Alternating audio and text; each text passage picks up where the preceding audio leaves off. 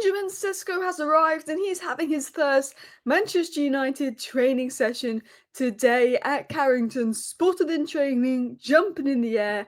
I'm excited to see Sesko in action. If he could score a goal versus Arsenal at Old Trafford and then drop the Gyökeres celebration, I'm all for that. That would just be absolutely elite. But if he could score just a goal at Old Trafford, or we get to see him at Old Trafford next weekend, I will be very, very happy. Joshua Zirkzee has returned to training as well. Rasmus Hojlund wants to stay at Manchester United training, but with Sesko's arrival, all of a sudden Hojlund is being forced out of the club. He's not happy he's being forced out of the club and is now ready to agree to a Milan move, according to some sources. He's now open to the Milan switch, which means Hojlund could be on the way out. And that could be clearing the way for Carlos Baleba on the way in.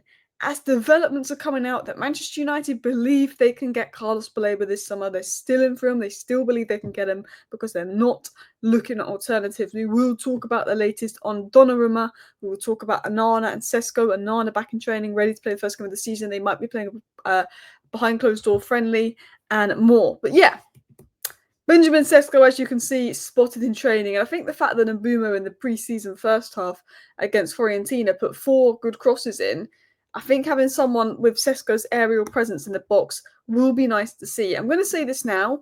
I think the first 4 or 5 games these players play together, it will be rusty. You know, I think that the attack will need a good 5, 6, 7 games together, the front three, Cunha, Sesko and Mbumo, to form those connections, which is completely normal. So I think it will be a good front three. I think it will work. I think they might need time to warm up, but I'm excited for that. And interestingly, it looks like Hojlund is finally agreeing to his exit. Hojlund is open to joining AC Milan, and United are confident a deal can be struck. So Hojlund, who has made it clear he doesn't want to leave Manchester United, he doesn't want to go, he wants to stay, he wants to fight for his place, is now all of a sudden open to AC Milan, could agree to an AC Milan move. And obviously United feel that this deal can be done. Manchester United have confidence that they could confirm this deal quite soon internally. Now, one of the interesting things that Samuel Luckhurst mentioned was this. Last week, sources close to Hojlund felt he would leave if Sesko came in. Hojlund is unhappy at United seemingly forcing him out. Hojlund is a good guy. Hojlund is a nice lad. I like Hojlund's attitude. Hojlund would give everything to play for Manchester United. He's a Manchester United fan. He wants to make it work here. He doesn't want to leave as a flop. Hojlund would give everything to make it work at Manchester United, to be a success at Manchester United. He doesn't want to go. But we did this thing with Omar Barada. We spoke about it. 2 years to prove yourself when you're out. Now, in Hojlund's first season, he got absolutely zero support. Absolutely zero support. I think Martial was basically injured the whole time. He was the only striker, and we were relying on him way too much in his first season. If he'd gone to any other big club, there would have been another good experienced striker there that he could learn from.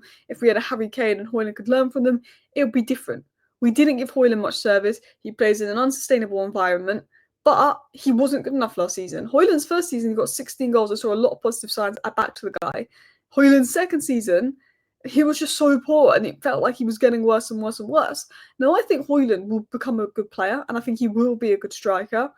I just feel like at Manchester United, it's going to be difficult for him to get minutes, unless there's an injury due to us playing 1 game a week. I also feel going to Italy, where there's less pressure, and getting his confidence back will be good for him. I feel for Hojlund in the sense of he is being forced out, Sesko's coming in, it's not fair.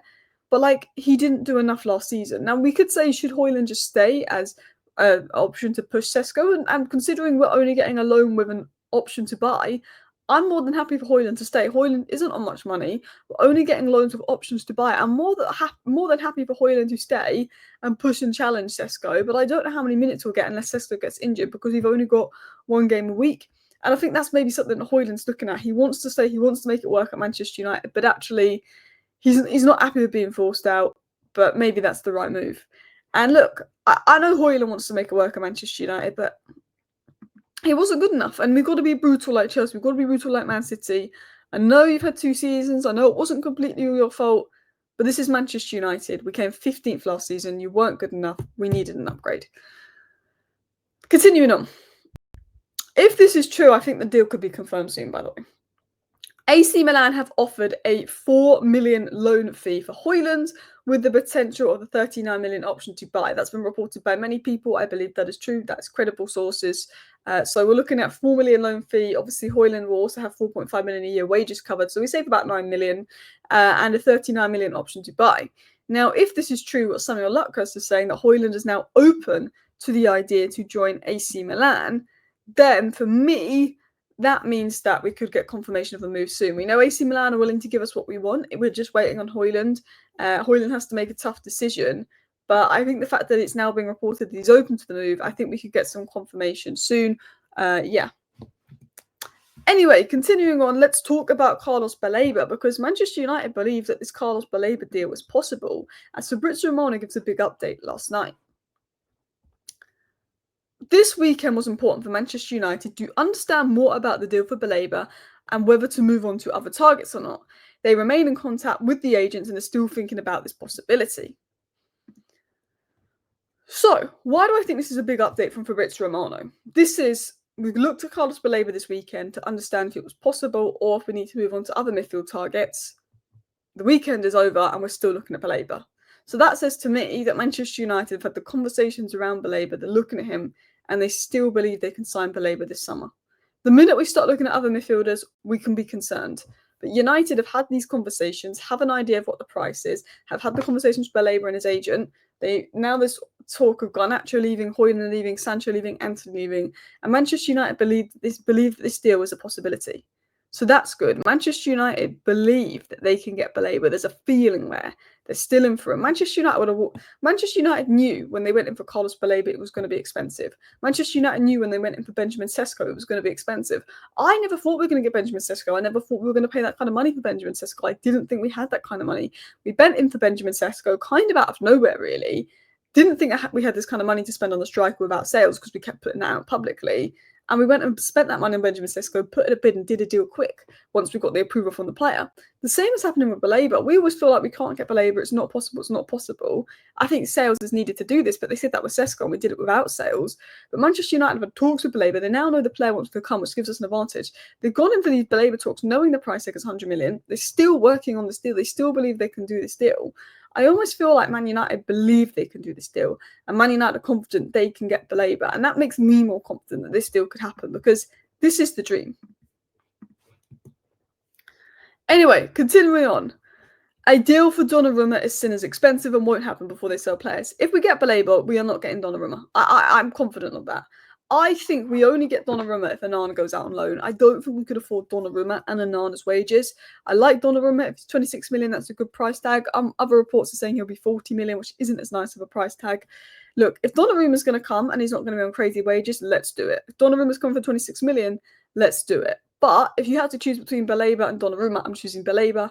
For me, I think Baleba in the men's is more realistic than Donnarumma. I can't see us doing a deal for Donnarumma unless Onana goes out on loan. I can't see us having two goalkeepers on like 200 grand a week almost. I just can't see us doing it. Now, Donnarumma is better than Lemens. He's a good goalkeeper. He would improve Manchester United. This is one that could go down to deadline day. Donnarumma wants to move. We clearly like Donnarumma, but it's going to depend on the finances, who we get out, and all of that. Talking of Onana, the Times Sport has reported that Onana has now resumed training with the team and the club is considering the possibility of planning a closed-door friendly for Onana and Sesko to get a rehearsal in real conditions. Obviously, I don't think Sesko will start versus Arsenal, but I think he will come off the bench. I don't know if Onana will start versus Arsenal, but I think the plan is to get Onana and Sesko as prepared as they can for the opening games of the Premier League season, because whether you like Onana or not, he is better than Bay and Deer. And I think with Hojlund going as well, we haven't had a striker in pre-season. We played Mount the last pre-season game, and Amorim was saying that we missed a striker in our last pre-season game, despite having Hojlund on the bench for 90 minutes. And then he says, well, at least we've got Sesko coming in, which was, if I was Hojlund, I'd be fuming. But there's a player that some people say he's not a striker, but I think he can play striker. I thought he'd do better than Hojlund in the striker role before he got injured, in Joshua Zirkzee, who's back in training for Manchester United now. I like Joshua Zirkzee. I'm a big fan of Zirkzee. Zirkzee, we know, takes a few games to get going. Xerxes struggles originally. He takes a few games to get going and gets fitness up. So I think it's good having Sesko in while we can mould Xerxes. I think he'll need a few games to get up to scratch, to get his fitness up. But I do like Xerxes. But anyway, people, that is your latest Manchester United news rounded up in 10 minutes in regards to Sesko, in regards to Baleba and all of that. Hopefully we get some updates on outs. We've got some positive updates on Alessandro Martinez having grass training as well, so there's a feeling he could be back mid-September as well. I will be back around 5 o'clock live unless there's no news. Thank you for watching. Bye.